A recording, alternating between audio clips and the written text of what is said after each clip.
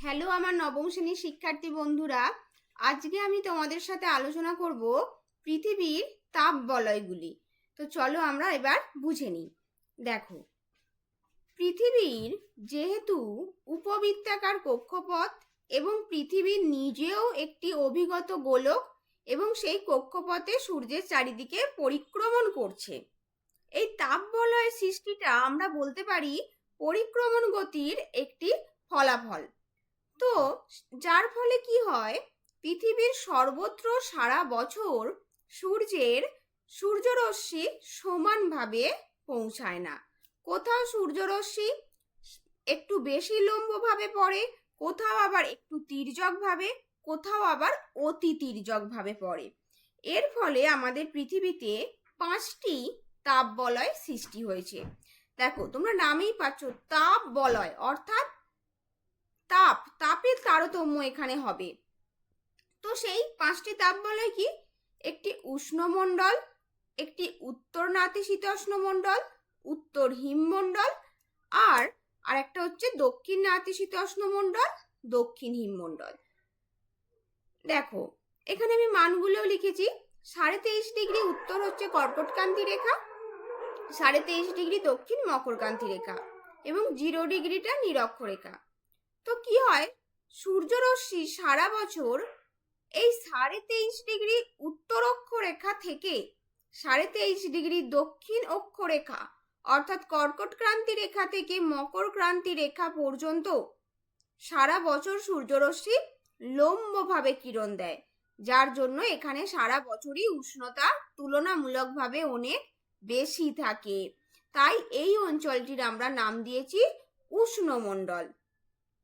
এবং তারপরে দেখো, 23.5 ডিগ্রি উত্তর অর্থাৎ কর্কট ক্রান্তি রেখা থেকে 66.5 ডিগ্রি উত্তর অক্ষরেখা, এটিকে কি বলা হয়? সুমেরু বৃত্ত রেখা, সুমেরু বৃত্ত রেখা।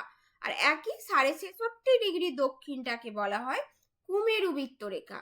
তাহলে এই কর্কট ক্রান্তি রেখা থেকে সুমেরু বৃত্ত রেখা পর্যন্ত আর দক্ষিণ গোলার্ধে মকর ক্রান্তি রেখা থেকে কুমেরু বৃত্ত রেখা পর্যন্ত এই দুইটি তাপ বলয় পরিচিত উত্তর নাতিশীতোষ্ণ, দক্ষিণ নাতিশীতোষ্ণ।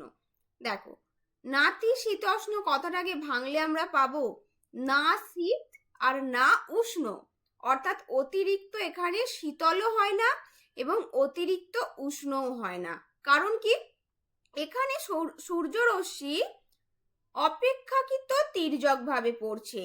এই নিরক্ষীয় অঞ্চলে যেরকম সারা বছর লম্বভাবে কিরণ দিচ্ছে, তার তুলনায় একটু তির্যকভাবে সূর্যরশ্মি পড়ে এই নাতিশীতোষ্ণ মণ্ডলগুলিতে, এই 23.5 ডিগ্রি দক্ষিণ অর্থাৎ মকরক্রান্তি রেখা থেকে অর্থাৎ কুমেরু বৃত্তীয় রেখা।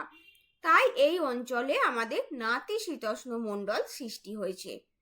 এবং আরেকটি আছে, দেখো, 66.5 ডিগ্রি উত্তর অর্থাৎ সুমেরু বৃত্ত থেকে 90 ডিগ্রি অর্থাৎ একদম সুমেরু পর্যন্ত, আর এখানে কুমেরু বৃত্ত থেকে একদম কুমেরু পর্যন্ত, কুমেরু বৃত্ত রেখা অর্থাৎ এটা মেরুর কাছাকাছি অঞ্চল।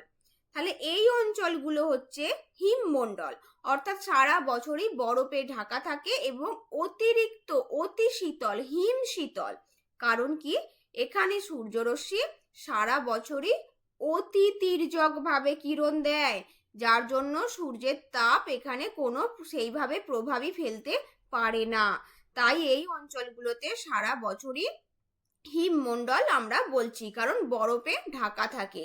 তাই উত্তর হিমমণ্ডল এবং দক্ষিণ হিমমণ্ডল নামকরণ হচ্ছে।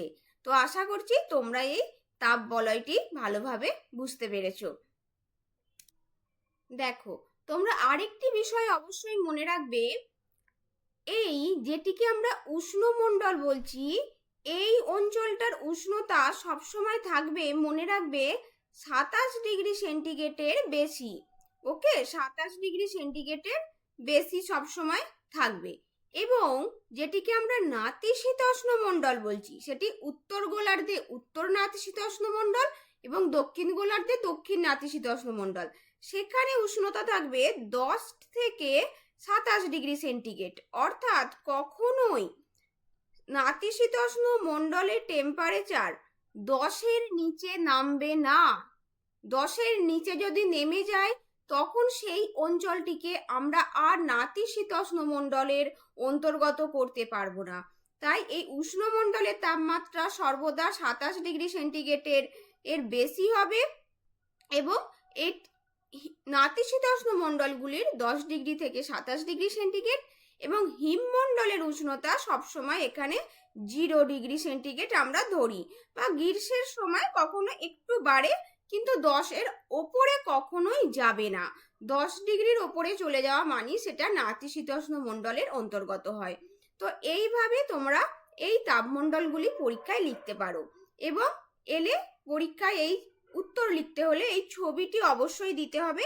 এই সূর্যের ছবিটি আমি শুধু তোমাদের বোঝানোর জন্য এঁকেছি, এগুলো আঁকার কোনো প্রয়োজন নেই। শুধু এই তাপমণ্ডলের এই বৃত্ত করে একটা এই অক্ষরেখাগুলি দেখিয়ে এবং কোনটা কোন তাপমণ্ডলের পড়ছে কোন জায়গাটা সেইগুলো ছবিতে পয়েন্টিং করলেই হবে। তো আমার ভিডিওটি যদি ভালো লাগে একটি লাইক করে দিও এবং আমার চ্যানেলটি সাবস্ক্রাইব করে দিও। দেখা হচ্ছে নেক্সট ভিডিওতে।